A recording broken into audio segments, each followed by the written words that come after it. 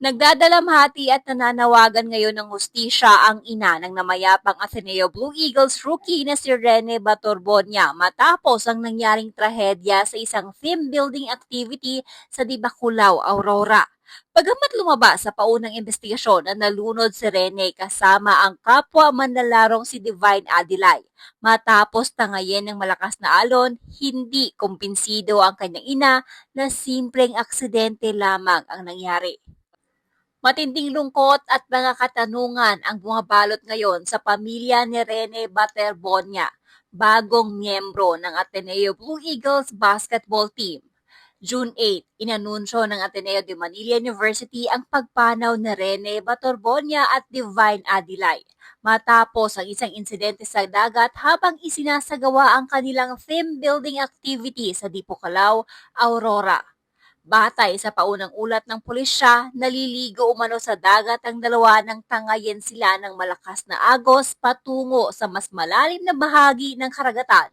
Bagamat agad silang naisugod sa pinakamalapit na ospital, kapwa rin silang binawian ng buhay. Ngunit para sa ina ni Rene na si Rovelyn, marami pa ring bahagi ng insidente ang hindi malinaw. Ayon kay Rovelyn, ang alam lamang niya ay dadalo ang kanyang anak sa isang training camp bilang bahagi ng paghahanda nito bilang bagong manlalaro ng Ateneo. Ikwento niya na bago umalis si Rene ay nagpaalam lamang ito na mawawala ng komunikasyon sa loob ng isang linggo dahil hindi umano pinapayagan ang paggamit ng cellphone sa training. Hindi umano niya alam na may kasamang mga pisikal na aktibidad sa dagat ng nasabing programa. Mas lalong dumami ang tanong ng pamilya nang lumabas sa social media ang mga spekulasyon hinggil sa umano'y matinding pagsubok na bahagi ng tradisyonal na Aurora Boot Camp ng Koponan. Kumakalat din ang lumang video interview ng ilang miyembro ng Ateneo Blue Eagles kung saan inilarawan nila ang bootcamp bilang military training na may kasamang matitinding physical activities gaya ng push-ups, mahabang pagtakbo at swimming relays. May isa pang manlalaro na nagsabing meron ng pagkakataong may muntik ng malunod sa naturang training. Dahil dito, naniniwala si Rovelyn na kinakailangan na mas malalim na investigasyon upang malaman ang tunay na nangyari sa kanyang anak. Isa sa kanyang kinukasyon ay ang umanay impormasyon na may mabigat na bagay na nakakabit sa katawan ng mga nakalahok habang nasa tubig. Hindi pa beripikado ang mga otoridad ang naturang alegasyon at nananatiling bahagi lamang ito ng mga kumakalat na impormasyon sa social media. Bukod dito, sinabi ni Rovelyn na napansin umano niya ang mga pasa sa katawan ng kanyang anak batay sa mga larawang kanyang nakita. Dahil dito, hayagan niyang sinabi na naniniwala siyang posibleng may foul play sa nangyari. Kinukasyon din ng pamilya kung bakit umano walang sapat na rescue personnel at medical team sa lugar ng aktibidad. Ayon kay Rovelyn, wala rin umanong direktang paliwanag na ibinigay sa kanya mula sa mga opisyal ng koponan matapos ang insidente. Dagdag pa niya na laman lamang niya ang nangyari sa kanyang anak matapos itong mag-viral sa social media. Sa kasalukuyan, nananawagan ng pamilya Baterbonia ng masusing investigasyon upang mabigyang linaw ang lahat ng detalye ng insidente upang matukoy kung may mga taong dapat managot sa pagkapanaw ng dalawang atleta.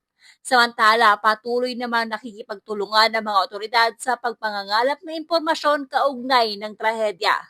Habang hinihintay ang resulta ng mas malalim na investigasyon, nananatiling naghahanap ng kasagutan ang pamilya ni Rene sa kanilang mga tanungan hinggil sa pagpanaw ng binata. Ang kanilang panawagan, buong katotohanan, hostisya at panagutan para sa sinapit ng kanilang anak. Kami dito sa Maynila. Sabi nila, nakausapin kami nila. Ang nag-orient sila. Hindi talaga nila sinabi na magkakaroon ng training na ganun. Kasi kung sinabi pa lang nila, matanong ko na sa anak ko, kaya mo ba yun? Para madesisyonan namin. Hindi ko alam. Ba't ganun ang nangyari? Ang bigla na lang nag-text yung anak ko. Sabi niya, 1 week siguro wala akong cellphone.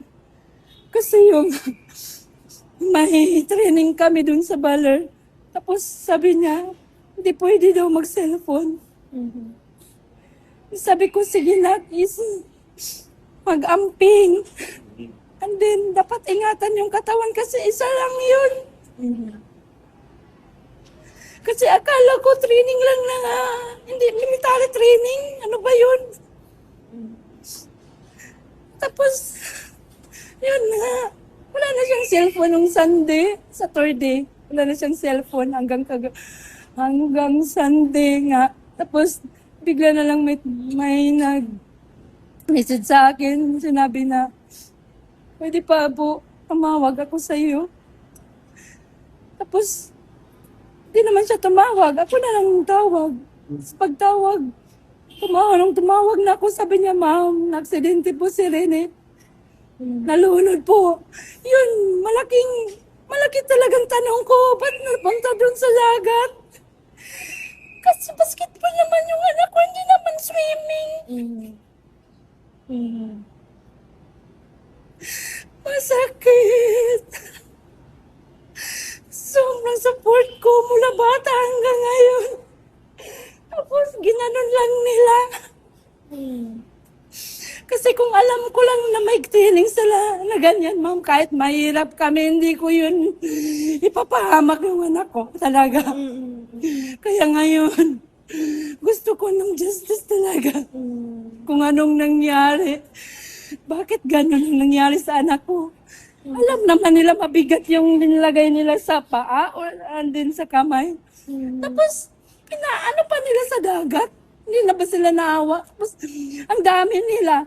Ba't naman pumunta sila doon na walang dalang rescue, walang medic? And then, yung anak ko, wala talaga akong tulog kasi naghintay ako kung sana ba yung anak ko. Kahit isang picture, wala silang send sa akin. Wala man lang silang sabi, ma'am, ito na yung anak mo, nakukuha na namin sa dagat. Tapos, dadali na namin ito sa Maynila. Wala talaga. Wala silang sinasabi sa akin. Kaya yung tita niya, pinapunta na ni Sir Mark Cayetano. Kagabi pa lang, doon ako nakakita ng picture ng anak ko. Tapos, dami ng mga post. Pero, hindi pa talaga ako maniwala kasi hindi ko pa nakita yung anak ko na patay na. Tapos, biniyahin nila yung anak ko. Hindi man lang nila binihisan, walang damit, yung shirt basa.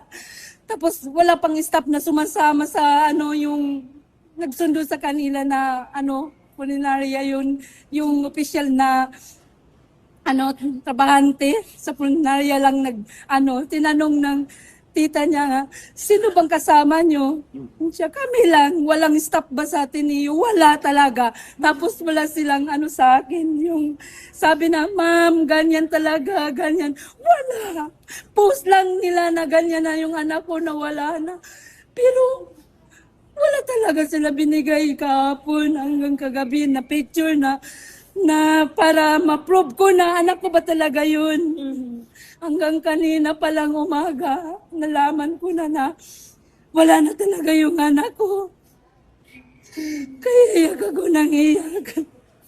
At nung narinig niya yung salita ko, parang umiiyak sa dami ng luha lumalabas sa mata niya. Isang saglit lang ang pangarap ng aking anak, winasak nila.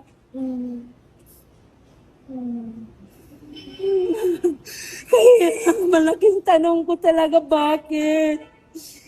Bakit ba ganyan? Ang dami nila doon, tapos walang nag-rescue?